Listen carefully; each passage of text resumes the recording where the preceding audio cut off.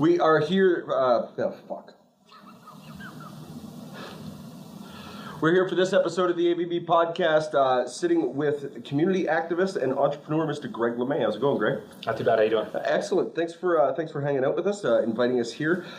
You've been in the news recently for a couple of different things. First started with your run for city councilor for here in Ward 8, and then that followed up the election process by going out into the community and kind of spending a couple of nights on the streets. Yeah. I want to get to all of that stuff, but before we get deep into sort of your activism and what you're doing lately, let's give my audience a little bit of history with you. Tell me about the house you grew up in. Like, were you born and raised here in Windsor? Tell me about your family, that kind of thing. Yeah, I was born and raised in Windsor, actually just about a kilometer away from here.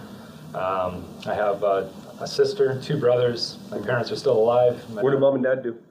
Dad's actually disabled. And mom is just an accountant at Windsor Regional Hospital. Tell me about dad. Just a back injury, and then had surgery, and they kind of messed that up. And he's been like that his entire life, pretty much. Well, my entire life, I should say. Okay, what was that like growing up around?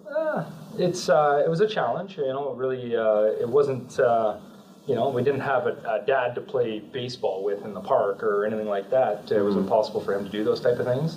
But everything worked out well, and he was there emotionally. And was he mobile? Was he able to get around and do anything? It's hit or miss. It goes day by day. Okay. There was a period where he had a cane for a while, and there's a period where he can't get out of bed for a long periods of time too. Okay. So. He has his moments. Yeah, and that was your entire life growing up. Yeah. Were you sort of like part of his caregiving team, or? We've always kind of been relied on, all the siblings. Just depends, right? Depends on what he needs. It could be, hey, we need this moved. Can you guys come over? Can you help me with the grass? Can you help me with the leaves? They did end up just moving about a month ago, so they're in a better spot now. So. What was it like as a kid, though? Like, was it the same thing? Like, were you? 100%. We were basically we were put to work at a very young age. We all had paper roads, like in grade 5. And, my parents they had a big property, and all we did was tons of yard work. And I was probably 7, 8 years old, moving 100 yards of dirt in the summer with a wheelbarrow and a shovel. So, right. I guess that could be where we get it from now, right? All 4 kids are somewhat workaholics. Okay. And I think it comes from how we were raised, right? Tell me about being a kid doing all that stuff. Was it something you resented, or something you kind of? No, I think it instilled a lot of good traits and. I mean, I agree that it probably instilled some good traits, but what was it like living through? Is kind of what I'm getting. Yeah, I'm sure there was periods where we hated it. Yeah. Like we were like, oh, that again. We got to do that this weekend, or we got this going on, but. It's part of the process, right? Yeah. And I think if you want to live there for free, I guess you got to do some work, right? Yeah, for sure. That's funny. So what did mom do? Mom's she actually worked for lawyers for a long time. She was a legal secretary, and then moved over to Windsor Regional Hospital. Oh, that's interesting. So what was life like for you as a kid? Was it just kind of school, come home and work? Or? School. We played a lot of road hockey actually in this park here. Oh yeah. Yeah, lots of road hockey. We basically couldn't wait to get out of school, and that's basically what we did every day from, right after school until the lights came on and we got home, did our homework, back to bed, and kind of same routine over and over. Were you a sporty kid? I mean, you said road hockey. But... Yeah, I played my entire life, played soccer since I was 4, and I'm still actually playing now in the over 30 and still in the men's A there. I played at St. Clair College.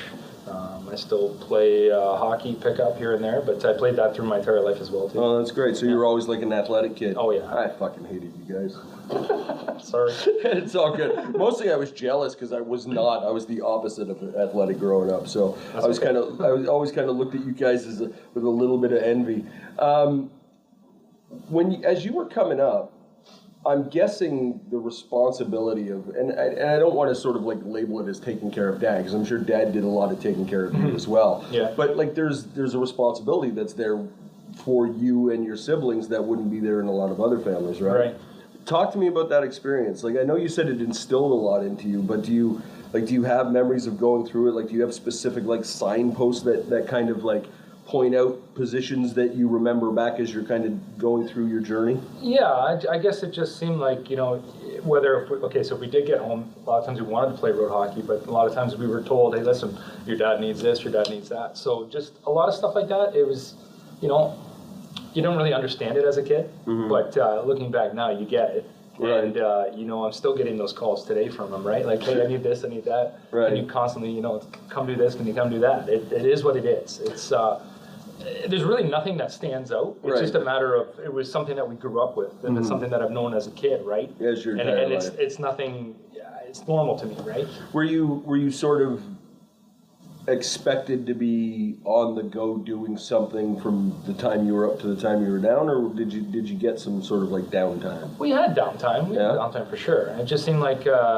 I said, every time something come up, it was, hey, we need you to help. Right. And again, that was normal to us. So like I said, I don't know what it was like in other friends' houses, right? Sure. No, totally. I guess kind of what I'm getting at is like the little bit that I do know about you is you're highly active. Like you're almost hyperactive. Yeah, a little bit much. Huh? Right. You've got a lot on the go, and I'm just kind of wondering if that came from that experience as a kid, kind of being in an environment where there's always something that has to be done. You know what I mean? Yeah, it could be. Like my sister, she has 2 jobs. My older brother has 2 jobs. My brother has 4. Right. And then, I was working full-time school board as a paralegal. I was also working at Met, and I was working at the city. So I had 4 gigs on the go, plus I'm a single dad. Right. And sports and community stuff, and it just goes on and on and on. Right. So, it could just be, like I said, how we were raised, right? So what is it that motivates all of that? Because you do have a bunch of different ventures that kind of all go into different directions. I think a big thing for me is just the community drives me, right? I get out of bed and I'm like, okay, what can we do today a little bit different, right? You kind of evaluate what you did yesterday, and you try to fix, maybe something went wrong, or you try to adjust something, or you go, oh, that's a different topic.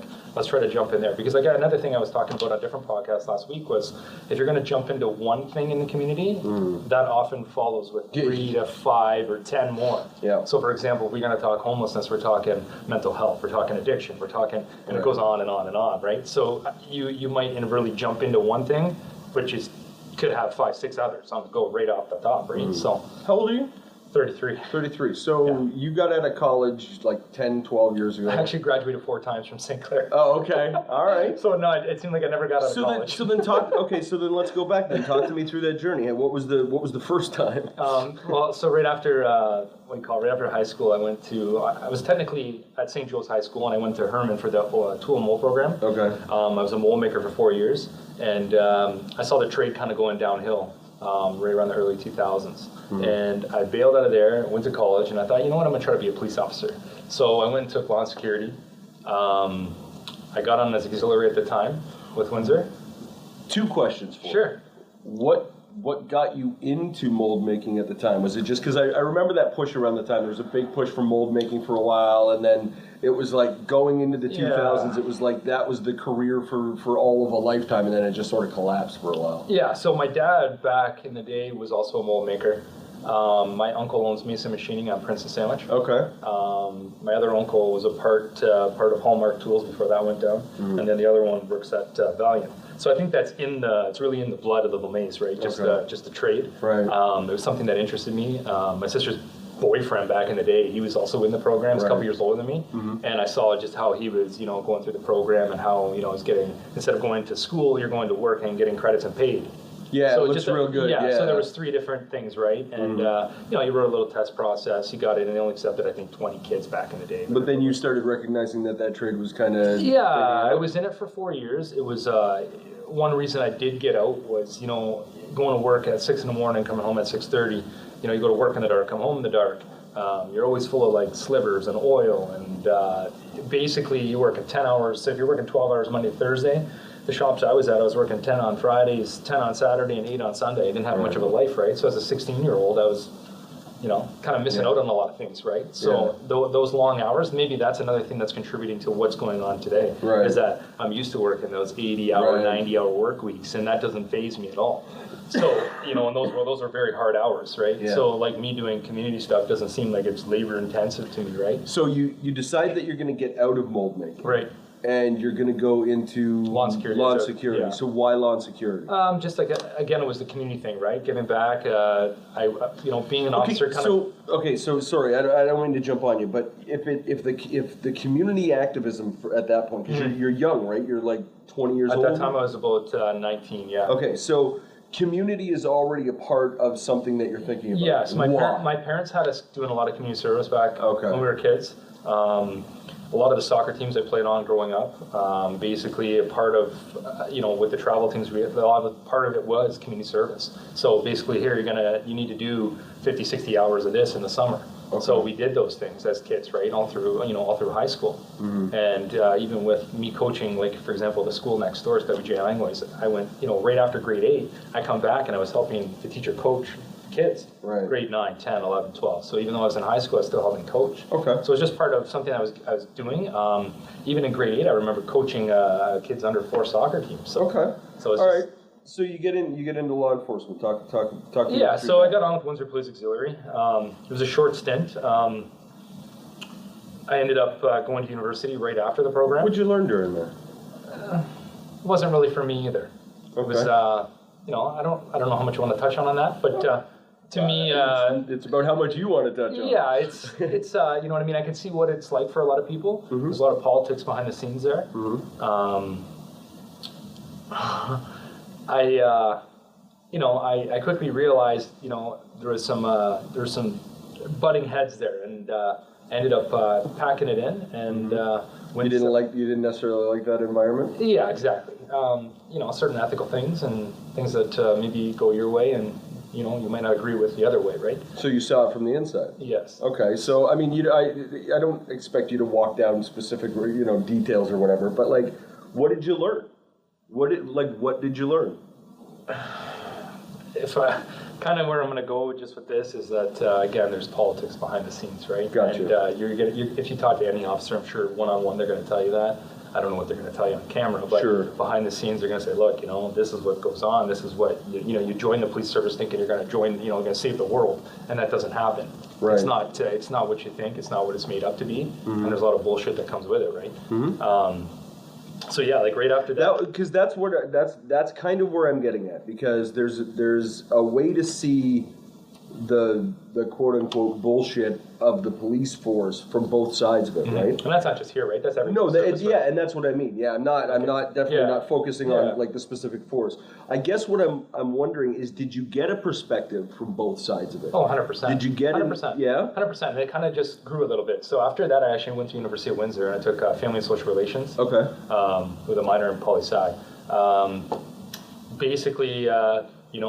I kind of quickly realized with that too, is that, you're in this program, you're going through it all, and at the end, you're thinking, I'm going to get some type of job, but you realize that you kind of need like some master's here, you need some social work, you need something else, and that wasn't where I was prepared to go either. Right. So that program, I don't want to say wasted, but there were some good years there. I obviously joined a fraternity, Delta Chi at the time, okay. And, I had some good years in university. But right after that, actually it was in my second year of university, I was actually enrolled back at the college, so I was doing both.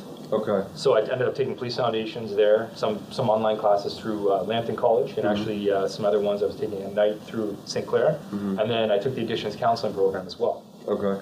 So at one point I had 3 programs on the go. When did that become a thing that you were interested in? Addictions counseling? Yeah. Just through the process? Yeah, I think just through the process, just things that I've seen, and was there a specific, I'm always looking for what I call flagpole moments. Yeah, you know what I mean? I don't really remember if there was a flagpole moment. Mm-hmm. I just, for me, like I said, if I had the opportunity to go to school till I'm 80, I'd do it. Right. Like I just like to learn new things. I can look at books and just go, okay, is that word mean? It's just something that I like to do, and I like to educate myself and poke my nose in certain spots, right? Mm-hmm. So, just taking that program, and then when that all ended, I'm like, you know what? Okay, now that that's done, clearly I'm not going to join the police service. So now what am I going to do? Mm-hmm. So then I ended up taking the paralegal program. So that popped up. I was actually in the first class of graduating in that class. It was an accelerated program. I was also still at the same time in the addictions program. So I was doing an accelerated 9 or 10 classes with the paralegal stuff, which was pretty hectic at the time. But for me, it was I found it very easy. So there was, I think, 40 people in the program, and a lot of them struggled. They didn't have a background in law. They didn't have the advantages I had in terms of the law and security and police foundations, and mm-hmm. A little bit of addiction and playing around, plus the hands-on approach, right? Yeah. So they had, they struggled a bit. And for me, it was I didn't buy a textbook. I didn't even read half the notes, and I'm like, yeah, A, B, you know what I mean? Just I scooted through it, and like I said, right, eventually about a year and a half later, I became a member of Law Society of Upper Canada, and I opened up Lemay Law, which was my first business venture, right, as a paralegal. So I don't know if people know about paralegals, but they can act independently, just like a lawyer does. The Law Society took over them in 2007. Okay. They regulated them the same way. Okay. So instead of doing like indictable offenses, we'll do summary. In terms of criminal, you can do up to $25,000. In terms of civil. Okay. So it's like a junior lawyer kind of idea. Kind of, yeah. You know, and I had a lot of fun doing that too, man. Yeah. I was working, like I said, I was working at Met on the weekends or on midnights at the time, I'm trying to remember. And then I got hired at the school board. As what? Working there as well? I was working security at Met. Okay. Okay. Yeah. And then, so basically I was full-time there, and I was doing that also through college. Mm-hmm. And then I ended up getting hired at the school board at 23. And at the same time, so I was working at the school board, the hospital, trying to run a paralegal program, and then I found out I was having a baby. So I don't know how you had time to make one, but all right. Yeah, exactly. So yeah, it seemed like I was kind of wearing like multiple hats there, right? So I'd come home, I was working midnights at the hospital, I'd come home, drop out a security outfit. I'd jump into a suit and tie. I'd go to court. Right. I'd leave court, I'd come home, play with my daughter, go to bed for a couple hours, get up, put on my custodial outfit, go to school board, come home, take that off, play with my kid, clean the house, go to bed, back, do it again. Right. So it was a constant routine there for a long time. So I guess if we're going to talk about this whole, like, where does this nonstop thing come from? And this could be it too, right? It's my whole life's kind of been like that. Right. It's been go, go, go, right? It's been somewhat of I don't know, a never-ending. You kind of like it. Yeah, like if I don't have that, I don't really know what to do. I can sit in the corner. You get bored quick, don't you? Yeah, about 5 minutes. Right. Okay, I get that. All right, so talk to me about, okay, so where are we in your life at this point? You've now... At that point, I've been 25 years old. Right. 25 years old. I was running the business. It was going well. One thing that, I was having a little bit of an issue with was that, so basically when you're a lawyer or paralegal, you have two bank accounts. You have a trust account and your general account. So if I had 10 clients and they all gave me money in terms of retainer, I put it all in my trust account. Well, if I have a mortgage and child support and everything else, until those bills are rendered or those cases are complete, that money sits there and I can't touch it. Right. So if that was the only job I had, so I could see why people are struggling, right? They're going, okay, well, I got 15 cases. Yeah, there's money there, but you have to get to the end. Things keep getting postponed or something else, right? And the next thing you know, you miss your mortgage payment. So then the school board came. I was already there working part time, and then the school board said, hey, you want full time now? So I took it. Because I'm going, okay, well, it's guaranteed money every week. It's, you're on salary, you have benefits, you have pension, and that's kind of where it's at. So I stuck with that, and I worked that full time also with the paralegal business, plus my daughter and soccer and everything else. And then, conveniently enough, about a year later, the city came calling back. Because I was also working for the city prior to taking the law and security program. Okay. So I worked for the city for a couple of years in parks. I actually painted WFC Arena. Nice. Yeah, and I'll never touch a paintbrush again. Right. They couldn't pay me to do it. So the city came calling back, and I went there for the 6 years after that. Basically, I stayed for 6, and I quit about a year and a half ago. So I was driving Zamboni at WSU. Nice. Yeah, so I was doing full-time afternoons at the school board, and then I was rolling right into midnight. So I was going 3 to 11 school board, 11:30, 7:30 in the morning, city. And then I would drive my daughter to school, sleep 4 or 5 hours, get up, do it again. Do it again. Yeah. How long did you do that for? Almost 6 years. Oh, jeez. So, a period came about, 15 months ago, and I just said, I'm done. Starting to burn out?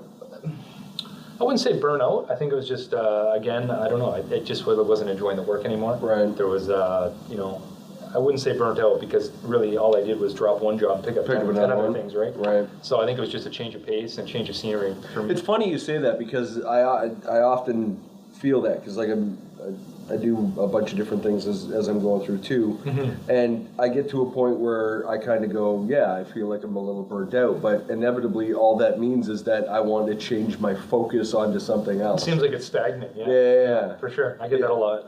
Like I said, I could try something out for 3 years, and I'm like, yeah, I liked it. People were nice. People were good. Learned a lot of things, but it's time to move a new skill or learn a new skill, right? Time to move along. All right, so talk to me about the thought process getting behind running for city council. Okay, so back in 2014, so I kind of always had this vision that I was going to run, okay? Because my dad and I, on Mondays, we'd always watch city council.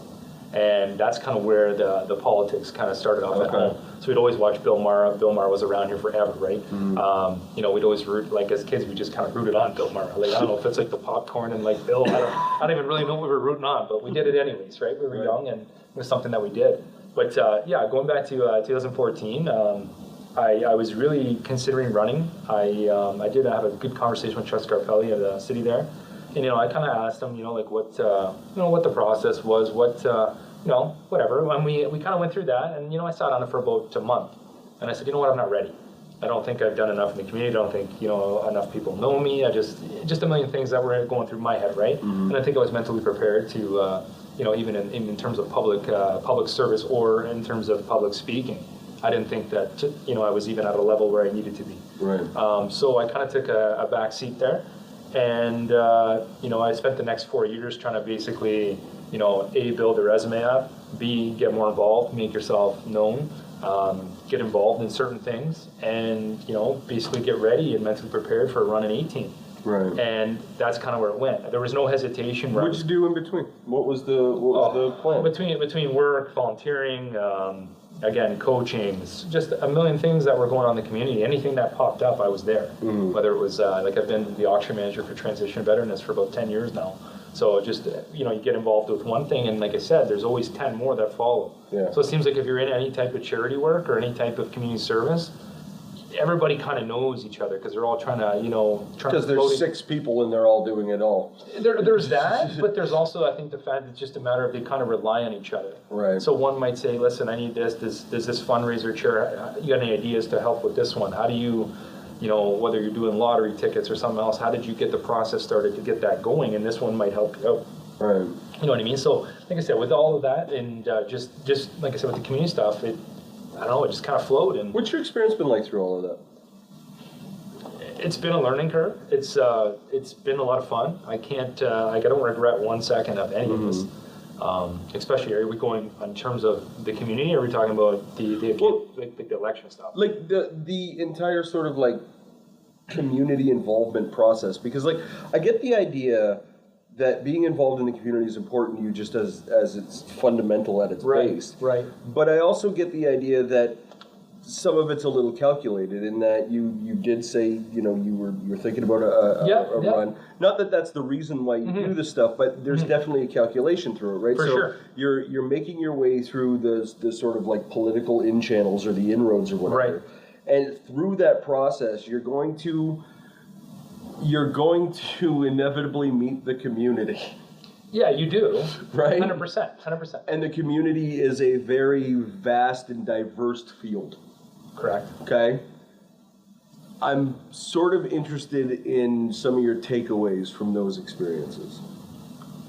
Well, I think just anything with the community was good, right? I guess like what you're saying is that doing all this community stuff, you're going to rub elbows with certain people in certain groups. Good and bad. And in good and bad. You know, there's a lot of things, like, for example, let's go back with the mayor for a minute. So he was my staff sergeant with Windsor Police Auxiliary. Okay. And we got along really well.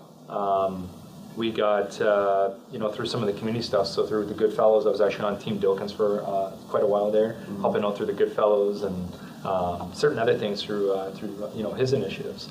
And as a person, like, I guess that's kind of where you're going. If you want to touch on this for a second.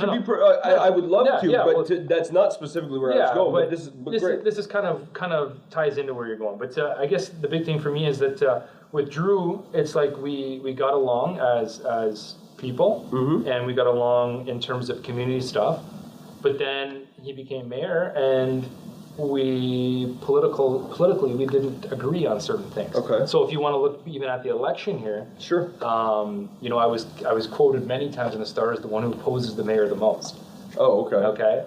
And that's what I was kind of known as here. I honestly, I did not have that perspective on it, but okay. All right, that's interesting.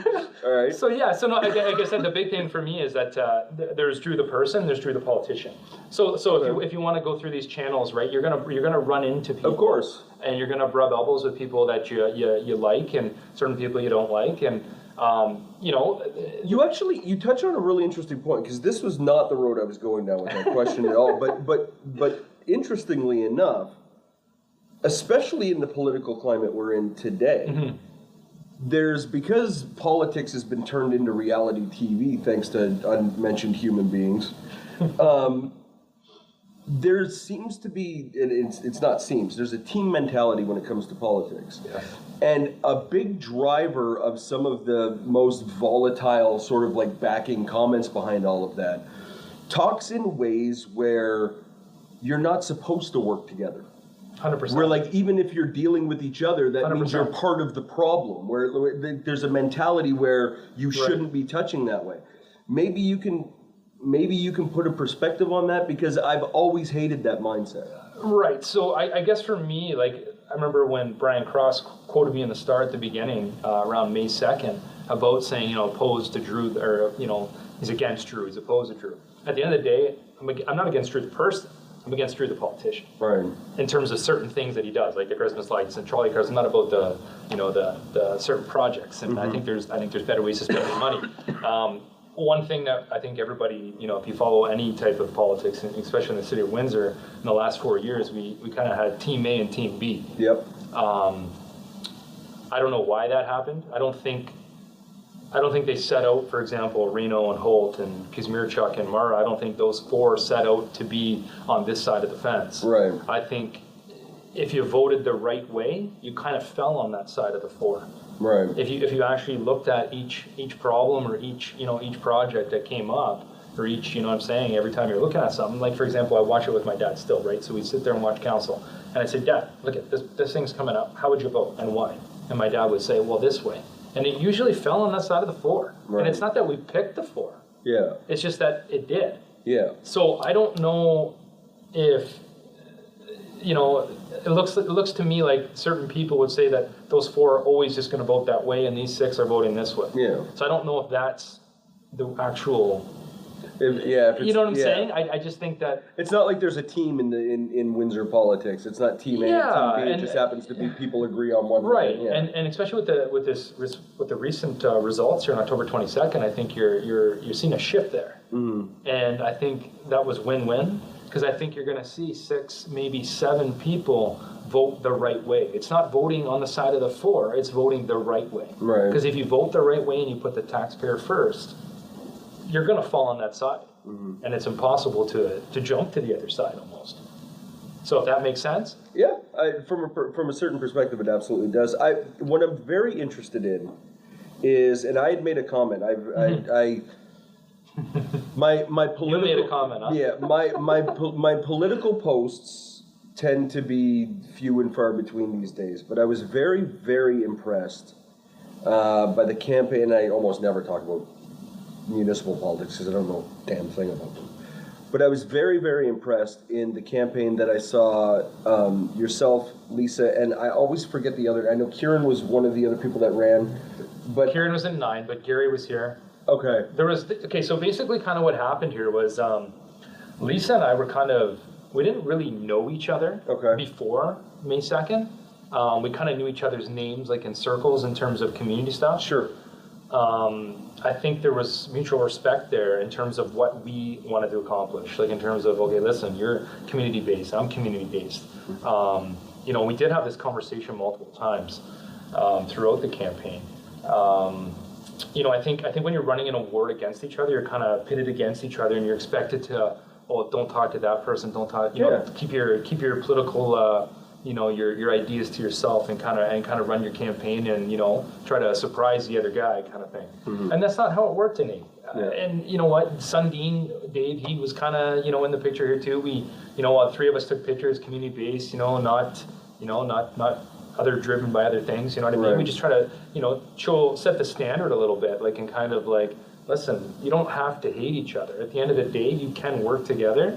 Maybe his ideas are a little bit better than yours, and maybe you can, either support him or help him, or if, vice versa. If I won, it comes back the other way. How do you feel about the campaign? My campaign?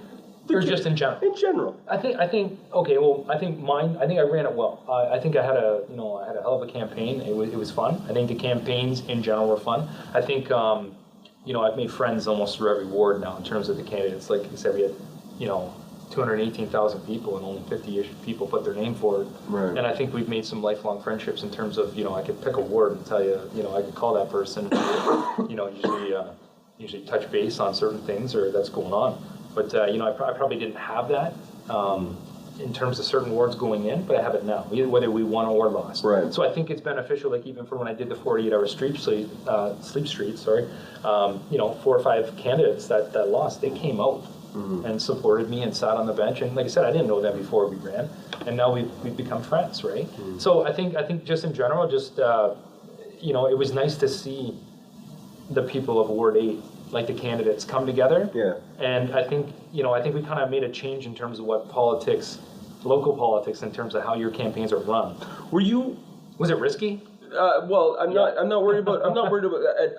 I'm actually sort of thinking about it the other way. Was it calculated? No. Like, did you guys talk about it as like maybe this is a way to sort of like kick against, or it was just the way it ran? It just kind of fell that way. Like, for example, there was things that happened we did the homeless walk during the campaign. Lisa kind of ran it. I'm kind of now known as the homeless guy, right? Right. And sure enough, there was like 10 candidates that came out and did it, right? Mm-hmm. So no, I don't think it was calculated. I don't think we sat there every day going, okay, look, this is what we're going to do. Right. No, we just did it. Okay. So like one of the things that did transpire and kind of got Lisa and I like even more community driven was there was a woman, Lisa knew she has cancer, and she ended up going to the hospital, I think 2 or 3 young kids. Yeah. So Lisa ended up, at the time, we didn't know Dave Sundin at all. Okay. I had not met him yet. I knew he was running against me. I had no clue, other than he worked at McTagg Law Firm. Okay, so I knew where he lived. I knew kind of what he was about, but I didn't know who he was. Same thing for Lisa. Lisa called me that morning and said, Greg, do you mind if we go to the grocery store? We're going to buy a whole bunch of food and bring, these kids lunches and stuff. So, so mom doesn't have to take care of it because mom's in the hospital. I said, yeah, sure. Let's do it. So I said, give me a show when you're going to go. I'm going to cut the grass and do whatever, and I'll meet you down there. 20 minutes later, Lisa calls. She says, I was at the Tim Hortons in Roosevelt Gardens, and I run into Dave Sundin and his wife. And I said, okay, how did that go? And she goes, he's actually a really nice guy. Nice. And I said, okay. And she goes, I told him what we were going to do. And he emptied his pockets and gave me $50, $60, whatever he had in his pocket, and said, put that towards it. Nice. So again, that wasn't planned. It just happened. Yep. So she called me, and then funny, because then she calls me 10 minutes later, and she says, okay, I'm going to go to the store, meet me down there. So I'm driving down Rivard, and sure enough, as Dave's coming back from his walk with his wife, I run into him. So I stopped it. I'm like, hey, Dave, what's going on, And, I told him what we were doing, and he goes, yeah, I just talked to Lisa, and that's kind of how it worked. I don't think it was calculated. I think, like I said, if you're involved in that community stuff, you're going to run into each other, and you're going to, at the end of the day, it still continued with Lisa and I. Like, I talked to her last night. Like, Lisa, we've talked almost every day through that campaign. Right. Some days it was like 2-3 hours. Just, hey, what's on the trail today? What are you doing? Are you going out door knocking? How many flyers are you ordering? Like, we had a lot of those chats, and that's okay. Right. And it is what it is. Yeah, it worked out well. And like I said, I just talked to Gary last night too, that ended up winning, and we're going to go for breakfast. And that's great. Yeah, so we're just trying to support each other. And I think the intention there for Dave and myself, I know we're going to run again in 22. Right. I think Gary knows that. But at the end of the day, for the next 4 years, I think it's about supporting Gary and making sure that these things happen in Ward 8. Like we joined the Friends of Fontainebleau Committee, which is actually takes place in this room, right. Out of the library here. And this committee actually started out of my grade school, some of my childhood friends' parents. Okay. And Bill Morrow was involved with this committee for 18 years.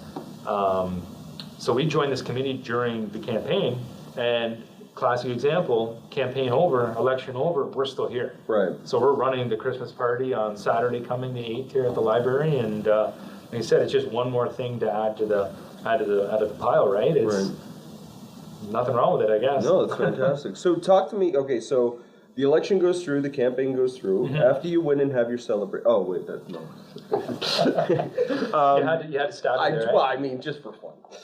I've been so nice to you up till now. Honestly, yeah, I was only sad for about 5 minutes. Yeah, I kind of got that, and I think that's why I can have fun with it. I kind of got the impression from all of the candidates in the ward that you would be disappointed if you lost, but even if you lost, you were still moving forward. Yeah, Joe McFarland kind of asked us that in our debate there at the Serve Center. He says one of the questions that everyone had on their little forum there was, if you lose, what's next? Do? Yeah. Are you going to support the counselor? Are you going to continue with your community stuff? Or, some are more involved in the community than others, but at the end of the day, it's a matter of just bringing them out. Mm-hmm. So, for example, when I originally came here, I was the first of the 8 coming to these meetings at the Friends of Fountain Blue. Lisa joined, and then Gemma started to show up. Then Gary started to show up. Then it just followed. Right. So even at the last meeting, Bill Maher was here. It was kind of like his, send-off to him, right? Right. And Gary was here, Gemma was here, Lisa was here, I was here, Bill was here.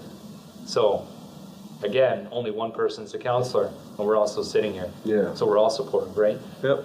So it's beneficial. Nice. So after the campaign, I don't remember how I first heard about it, but I had heard that you were doing the 48-hour street sweep, probably Facebook or something. Yeah. Talk to me about that, how the idea came up, and let's just go through it, man. So during the campaign, I didn't say anything, but I went out and did a 36-hour homeless adventure on my own in the summer. And as funny as it sounds, is that it was just as much, I wouldn't say mental struggle, but it was a struggle for me because I hate the heat. I can't stand the heat, and I was out there sitting basically in a pair of shorts on a bench, like I was dying. Right. It felt like, because I just can't deal with the heat. I get so headaches. First of all, why? Why? Well, put it this way: for the last 4 years, I've been doing a lot of homeless work. I've traveled most of North America, picking apart cities. And for example, I went into Pittsburgh, I went into Seattle, I went all across Michigan, and I've gone through their homeless shelters, through Tennessee's. There were tiny home project in Detroit. I went through the small block project in Seattle. Just, I've got a pretty big report going on right now, just in terms of how they've tried to curb stats, how they're dealing with their homeless issues. Basically, that's kind of where it first started off with me bringing food to the homeless shelters all the time, right? Okay. And then my daughter doing dishes at Street Help, and then it was like, okay, well, how do you get to the root of these problems? Like, what is actually going on here? So then it started to, as I started touring cities, I started to make it part of my travel. I'm like, oh, I'm in Pittsburgh today, I might as well go see that. So I'd call, I'd figure it out, I'd look on Google, hey, what do you have here for a shelter? I have this. Can I tour your shelter today? And that's just kind of how it worked out, right? So that's kind of the why. Basically, it's not at all the why. But well, okay, kinda. It's the path. I still don't know why. It's just something. When you were doing the travels, why was it the homeless shelters and stuff that you were looking at? Like what Well, you was gotta it remember, about? right? I got a what do we call it? A little history here in addictions, right? Something about it just draws me to the homeless. It's a matter of seeing them as people, right? Which we'll touch into this in a minute. Yeah. But so basically, I was telling Buddy here that right before I announced the 48-hour, I'm sitting there watching Sunday Night Football. Okay. I'm sitting on the couch and I'm like, you know what? During the campaign, there was a lot of talk about homelessness, opioid use, and this going on. And the election ended, and where did that conversation go? Gone. It died. So I'm going, okay, now how do you bring it back? And I thought about it, and I'm like, okay, that's what I'm going to do. We're going to do a 48-hour, and we're going to do it. I don't want it one day, because one day's not long enough. It doesn't give you that true perspective. Even 2 days isn't long enough, but it's better than one. Let's do 2. It's kind of crazy, but we'll do 2. And it wasn't supposed to be anything. It wasn't supposed to be a poster. It wasn't supposed to be a fundraiser. It was supposed to be nothing. I put on Facebook, would anybody like to join me? Because I was trying to give, there was something that I saw on Facebook a little earlier of somebody saying, commenting about a homeless person saying, like that person should just get a job, or, the typical, the typical stuff, right? And, it kind of sat with me all day, and I'm like, okay, that's not really the reason why, it could be in certain cases, but, majority... It's almost never like this. Exactly. It's almost never. Exactly. So I sat there and I'm going like, how do I, it's all about shifting perceptions for me, right? Like with anything I do, it's like, can you change it? Like that's how we met, right? We met with our daughters and Build a Dream, right? So again, shifting perceptions, right? You're getting girls into certain jobs that are underrepresented by females, right? So yeah, basically I'm standing there. So I put it out on Facebook. Does anybody want to join? Because the whole idea was to try to give somebody else the perspective, and so they can learn, and hopefully they can pass it on to somebody else, and it'll have that trickle effect, right, or that ripple effect, right through hopefully through their friends, maybe it's their family, whatever, right? Because my parents are the same way. They go like, oh, why does that guy have a job? Right. Like, Mom, that's not it. It's not it at all. So, anyways, I put it on Facebook, and right away I started having inboxes going back. Yeah, I want to do it. I want to do it. I want to do it. And I'm going, okay, this is 3 weeks in advance here. I think people are gonna chicken out. You know what I mean? People always say they want to do something, but do they follow through? Right. So make a long story short, as we got a little bit closer, I started chatting with Ron Dunn from the Mission.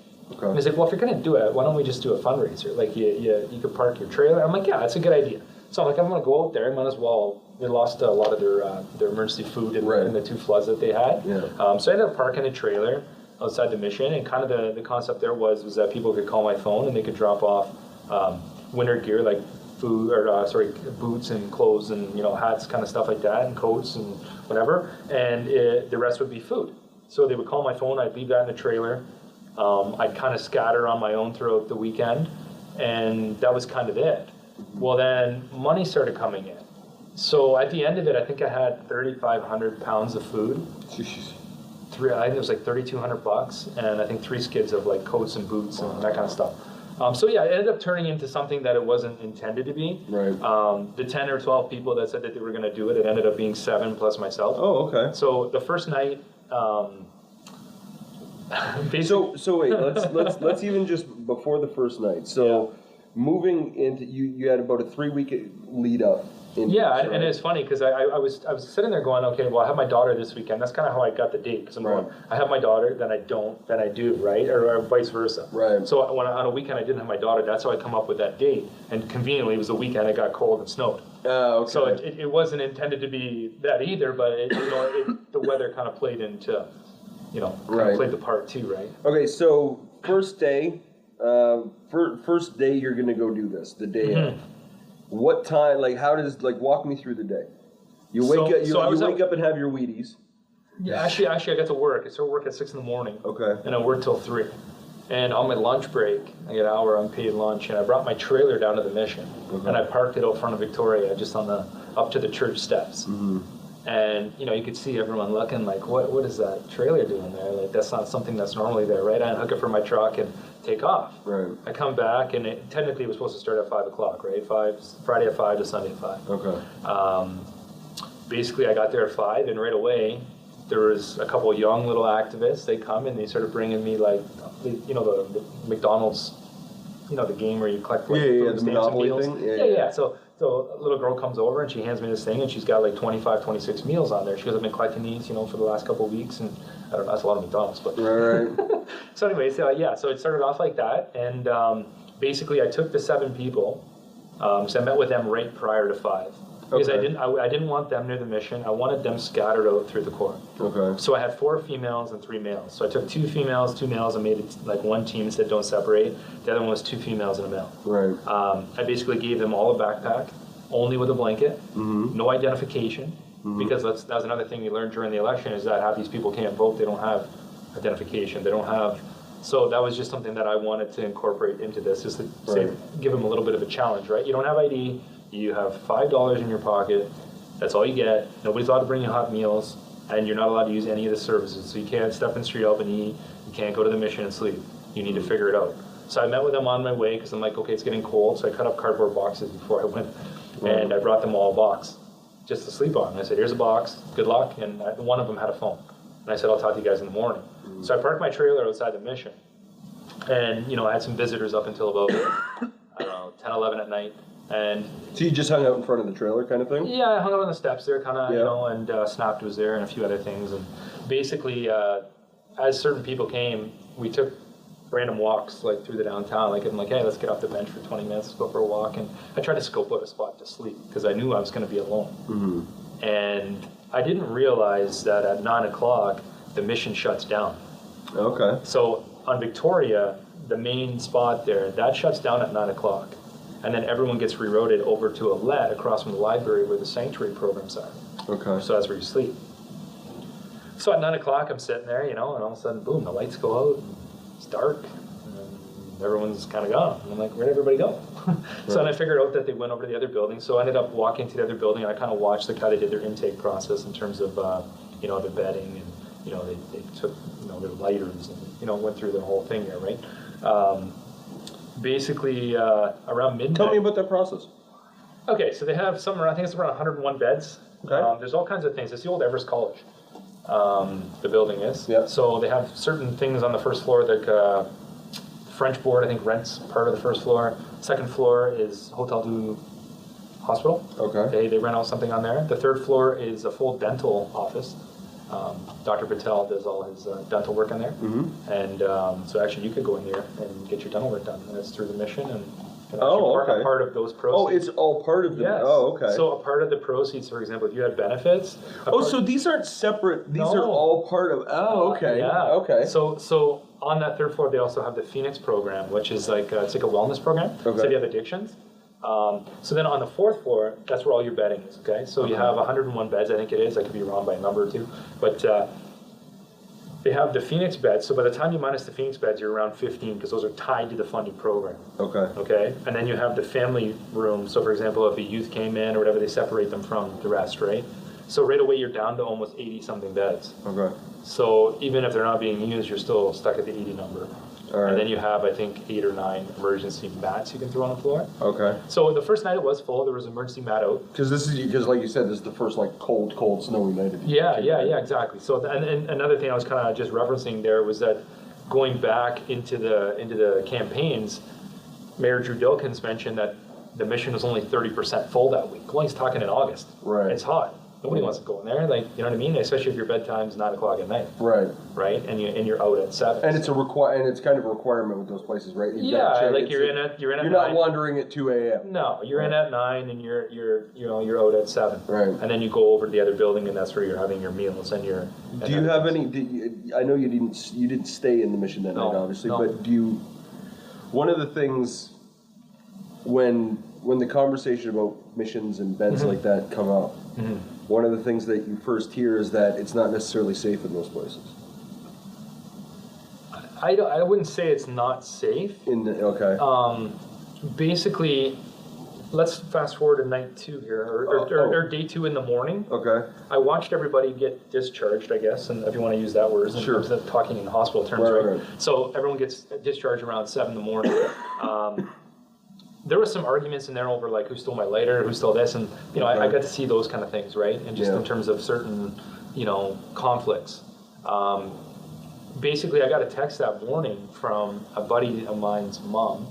She's actually best friends with my mom, and her son is now homeless. Okay. And he's been on the streets, I don't know, I'm gonna guess 5 years. And she said to me, can you have you found Jared yet, or have you seen Jared? And I said, no, I haven't. You knew going into this that he was out there. Yeah. But I hadn't seen him, and I was planning on seeing him. Had you had any contact with him at all? No. I hadn't seen him in probably 3 years. Well, no, that's a lie. I saw him about 6 months prior downtown. I was leaving the bar one night, and I run into him, and I said to him, "Meet me tomorrow, and I'm going to buy you." I said, "Meet me here tomorrow at noon or whatever the time was. Right. And I'm going to take you over to the keg or something. I'll get you a steak or whatever, right?" And he never met me. Right. The next day I went back, so I hadn't seen him since. Right. Prior to that, it's been years, right? Yeah. So anyway, so I go out that morning. I said no, I hadn't seen him, and I sat at the mission there on the steps for an hour. I tried to catch up on some sleep, and it didn't work. So anyways, I started walking down Plisher. When you pass the old Champions there, and then there's that place right next door that has the steps going up on both sides. He was laying in between the boxes and like the furniture on the balcony there. Okay, that's a good place to leave it as a cliffhanger, because I think my audience will be really pissed off if they don't find out what happened the first night. Right. That first night. So you go into the mission, you see what happened then. So before you find Jared in the morning, tell me about that night. Basically, I go back to my steps. My buddy. At the mission? Yeah. Okay. My buddy on Victoria. My buddy showed up around, 10:30. He's like, "Hey, let's go for a walk." So we went for a walk. And he said, his mom was ill and he was going home. And I said, okay. So he left. And actually, Thomas Hensel was there too. Thomas Hensel popped in. He goes, "Greg, don't sleep here alone." He goes, "Dude, go find somewhere else." And I'm like, "Yeah, it's fine, right?" So anyways, I put my cardboard on the steps and I basically leaned my head on the wall and I have my blanket, right? And, are you fully sleeping? I don't know. But you can hear, stuff going on around you. From my walk back from the mission at around 10, before my buddy showed up, you have people all around outside in the alleys there doing drugs. People that maybe didn't want to sleep in the mission for certain reasons. So it was kind of eye-opening walking back through there. When you're kind of like, okay, well, I'm going to sleep right here, right? Well, so, when you're saying they're doing drugs, what kind of drugs are we talking about here? Pick it, crystal meth, needles, heroin, crack, pick it, it's all there. So I get waken up on my steps. And there's 3 people sitting like right next to me, needles shooting up on like right next to me. So I'm like, okay, well, this isn't a good situation for me. I grab my box and my blankets and I kind of take off, right? Any interaction? Nothing really. Just kind of like, who are you kind of thing. I think, again, they don't know me, right? I think in that circle, there's certain parts of them become family, right? That was my next question. Is it a subculture? Yeah. There's groups that will hang out with each other and they kind of look after each other. Right. So, for example, it's not where you have your family and friends and your daughter and you go home and, you go to work or whatever, right? And you have those people around you all the time. This is what they have. Right. So for me, like I said, that was pretty eye-opening, just seeing, how the groups kind of move together and they kind of do their own thing and they interact only with each other. Right. So when they see me and I got this trailer parked there. They don't know who the fuck you are. Yeah, exactly. Yeah. Who's this dude here sitting next to a trailer and what's that trailer doing there? And I didn't really give that any thought, right? Prior to going in, I just figured out, man, I'm going to raise some food and some clothes, right? Right. So I get waking up off of that, and I get out of there, and, I'm half asleep at this point, right? It's freezing cold, and I make it not even, 500 feet, not even that far, just walking south down Victoria. And I run into a group of 6 or 7 others that I had met prior in the day, because that was a group that was hanging out, but at this point, they're annihilated in terms of, gotcha. Okay, they're high, you could tell they're not, in the right state of mind. And right away I get accused of being a cop. And I'm like, okay, I'm not a cop. Well, that trailer, you have binoculars in there. You're scoping out to see who's doing drugs. And basically that was the talk around the building about me, was that I was there to scope them out. And obviously that wasn't the case. Right. But, basically what happened there was the crack pipe comes out and it got passed around and they wanted me to prove that I wasn't a cop by smoking. And obviously I didn't. Right. Talk to me about it, because I know what went on there. Yeah, it was it in my hand? Yeah. Did I thought about it? There was, it was a process there of going like, do you just do it and whatever, or do you do it? So you thought about it, but the thought was, do you do it and get the hell out of here, or do you do it and then you're hooked to it, right? Or you don't do, you know what I mean? Yeah. It's that. I don't know. Interesting spot, right? Yeah, for me it was, I don't know. Like it's hard to, like I said, I haven't really processed this whole thing yet. Okay. In terms of what, like I said, what you read in the Star is probably only about 30% of what actually went on. If it makes you feel any better, I don't read anything anyway. No, there you go. So I get away from them, and at this point, like I was saying to him earlier, I said, all those times when you're walking prior from 5 p.m. till midnight, I'm trying to find a spot to sleep. Right. That was what's in my mind of going, where the hell can I sleep tonight? Yeah. Where I'm not going to be bothered. I'm not going to get, I don't know, I had nothing on me anyways. Right. I had $5, right? So at the end of the day, I have $5 on my phone. Right. So I'm going like, where's a safe spot to sleep? Where, you're trying to scope out. I'm like, oh, that little corner looks all right today. That's not going to work. You know what I mean? So at that point, I figured, I kind of focused on the steps of the mission. And once I got taken out of there, I had nothing. Lost. Well, exactly. Now it's, 1 in the morning and it's done. It's kind of fucked up. It's a city you've been in your entire life and now you don't know where to go. That's a weird headspace. Yeah. So, and again, you're half asleep. You just had a crack pipe in your hand. They're accusing you of being a cop. You don't know what's going on. And at this point, I walk like just near Dugout Public School, which is like, half a block. There's a pickup truck there, and I have my cardboard box. I'm like, forget it. Threw it under the truck, and I slept under the truck. Really? That's how I spent night 1. The sleep lasted about 40 minutes, probably not even. Right. And I woke up to that cement frozen. I was on the cardboard box. I just had my blanket. I was frozen. I was soaked inside. I had coveralls on. Mm-hmm. I was soaked all inside. And it's from the mildew off the lawns. You don't really pay much attention to this, right? But at 2 in the morning, that's when all that mildew's coming off. And it was right through the clothes. And I'll tell you how I solved that night too. But I'll get to that in a minute. But basically, I had to pee so bad. Right. And it was so cold that I was contemplating just going in my pants. Because I'm like, how do I get a heat source? And the only heat I have is under the blanket, right? Right. So I didn't want to get up. I had nowhere to go, and you could see people all around you still using. So I'm under that truck, and I could still see the group of 6, 7. I can see other people in the alley right there using. What do you do? Right. And at this point, You're the odd man out. You got it. Yeah. That's nowhere for me to go. I had no group. I had whatever. So I just stayed there. I laid there, and there was about an hour process where I thought, just go in your pants, man. Just go. Just go. You'd have fucking killed yourself doing it, because you would be warm for about 30 seconds. And that's what I was thinking about. I was thinking about, like, is it either going to create a heat source, but I still had like 35 hours to go. Right. And I was going to stink like piss, obviously. And is it going to be like a pissicle, right? Like, is it going to freeze? Because it was getting colder. And I'm like, hey, that's not a good idea, right? It's not a good idea. So the mind's playing with you, right? Yeah. So finally around 6 in the morning. Did you feel like you were in a fog? Yeah, I felt like. Even that early, eh? Yeah, like, you know, you can start to, physically, not yet, mentally, yes. Like, it seemed like I was just not right. Like, my mind was playing games. Like, again, you're sleeping with one eye open at this point. You're not focused. You're not in a safe spot. You don't have money. It's not your bed. You're sleeping under a pickup truck, and you're like, does this guy start his truck at some point and drive off? Like, what do I do here? Right. So you're kind of like keeping an eye on that. Yeah. You're worried about like the rats running on you. Like, you know how it is, right? Yeah. So basically at 6 in the morning, I decided, you know what? I got to go.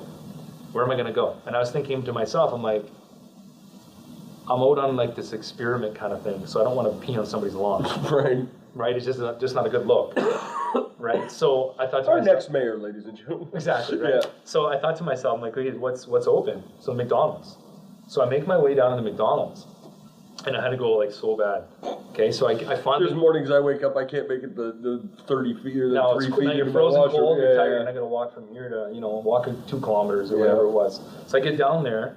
And I go into the bathroom, and there's a guy with a needle in his arm sitting on the toilet, and he's got the toilet paper on the floor, and he's peed all over everything, and that was game over. So there goes that. And see ya.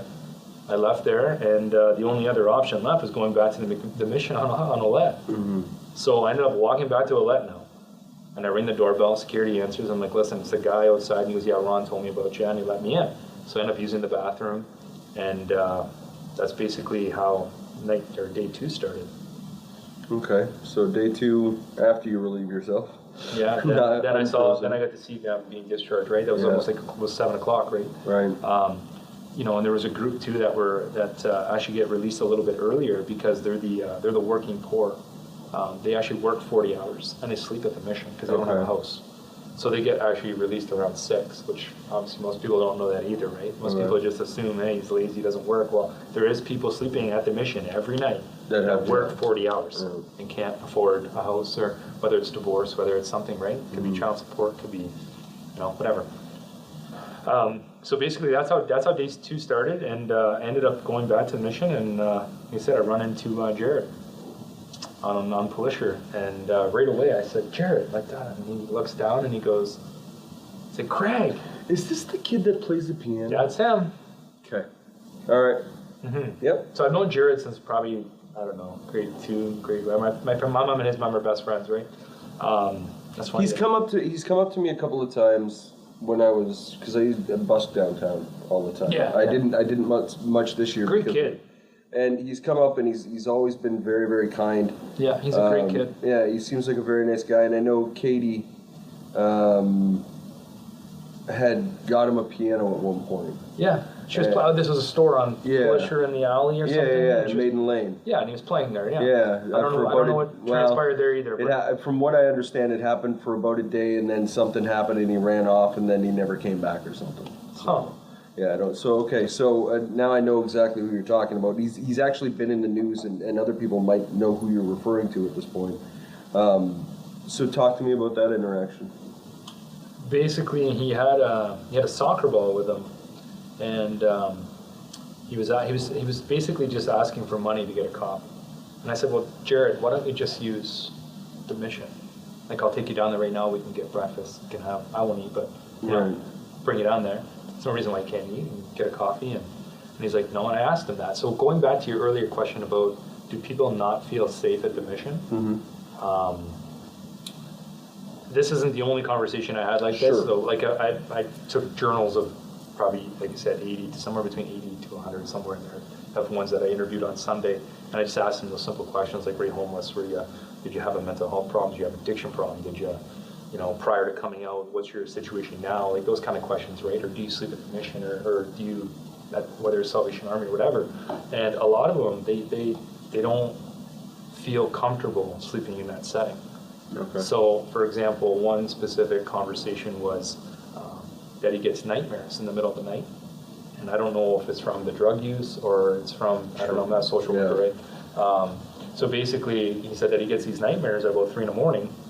And he goes, so you're sitting at the mission. He goes, if I go in there and sleep, and you've got 25 people on bunk beds, all in the same room, and at 3 in the morning I'm tripping out, that's not a good situation. A, it's embarrassing. Yeah. B, I'm probably going to get my ass kicked.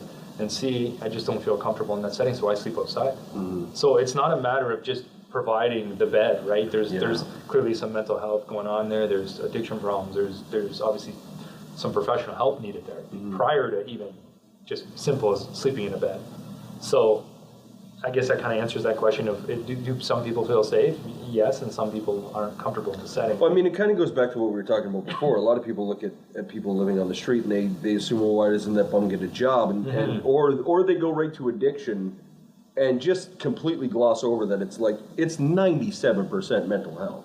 Oh, 100%. Even there's people that go to work every day who are crack addicts and for sure. meth heads and stuff, but they still go and get a job every day. Yeah, for sure. The ones who end up on the street, it's more than just one thing. It's always multiple levels of stuff. See, for me, it was like I went out pretty mentally sound. Yeah.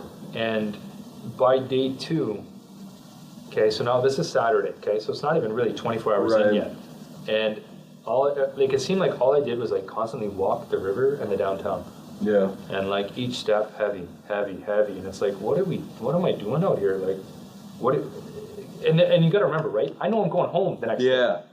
So think about that. And actually, I'm glad you brought that up, because that is one of the criticism is the wrong word, but it's definitely one of the things that kind of pop back into my head as I was reading, because I do know, and we're already past an hour here, but which is fine. But the entire time that I was reading, because I do know that you had you were very public about the fact that it took a lot of mental strain. Yes, to get through. 100%. And I wonder if it was the first thing that popped into my head, not maliciously, but it was a thought. Have you gotten any pushback on that?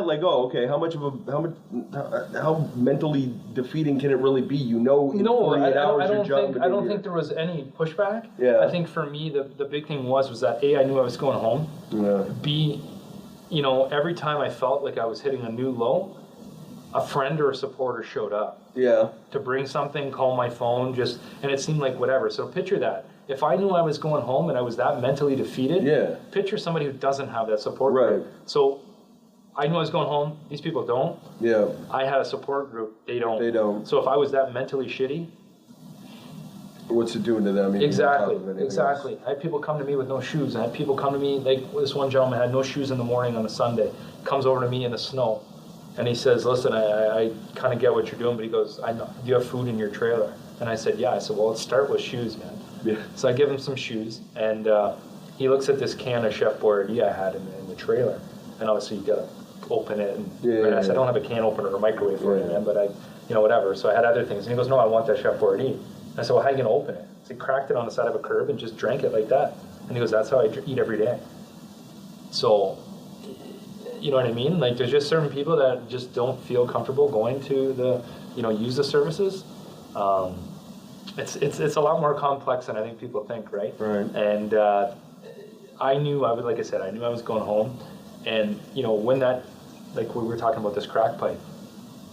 Give me another 2-3 days out there. I don't know. I could see, like I said, Brian Cross quoted me that way. I could see how it drives you to drugs, because I'm telling you right now, majority of the people I did interview, a lot of them were like, listen, I came out here without a drug problem, and now I have one. And the reason why I'm going to support that and kind of put some weight that way is that at the end of the day, like I said, for me, let's use me. I go to work, I'm around teachers, I'm around other people, whether you're a business owner, I'm around certain people, my daughter, and it's the same type of, you're building each other up, right? It's the same type of circle, okay? Mm-hmm. So now them, what's their circle?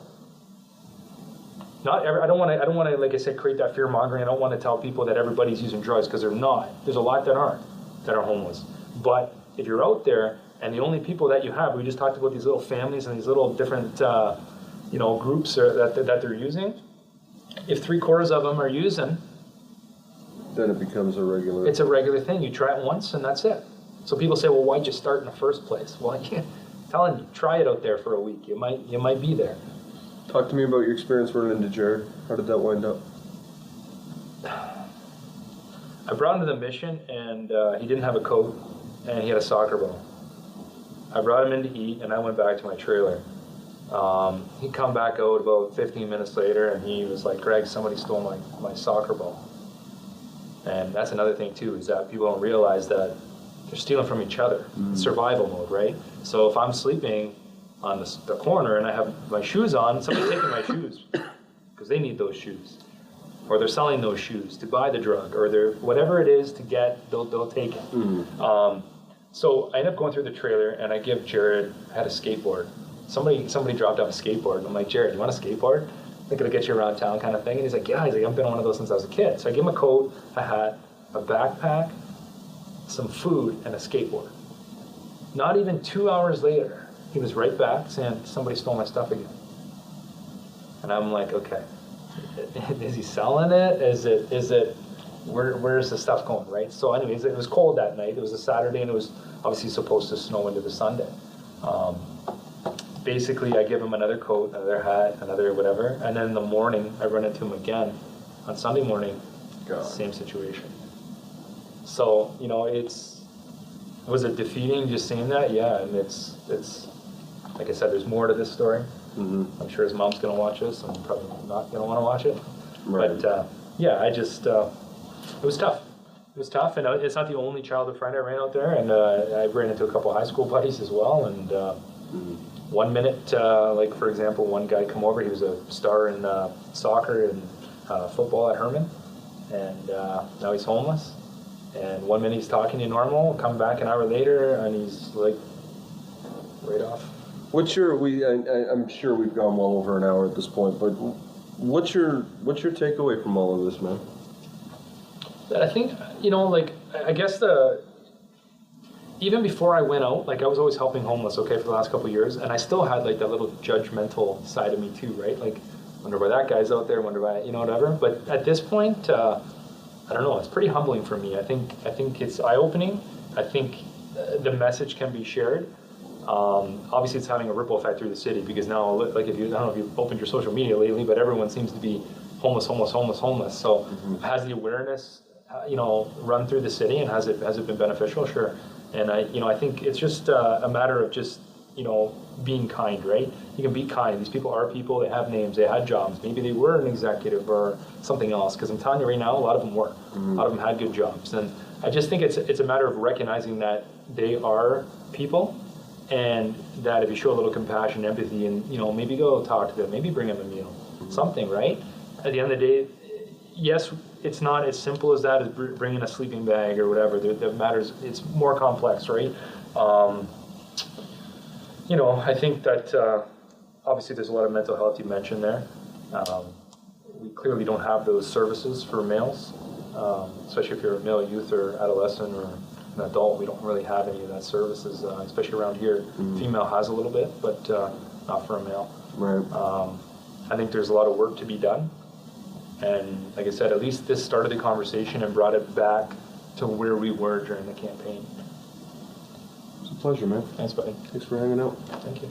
Catch you next time. For sure. All right, folks, that'll do it for this episode of the AVB Podcast. We hope you enjoyed it. If you did, be sure to go down and click on the subscribe button to make sure that you can continue seeing our episodes as we put them out.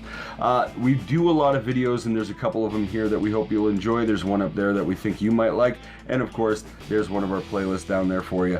Make sure you say hello to some of our sponsors in the links down below while you're there, and of course, you can find links there to today's guests and all of our other social media.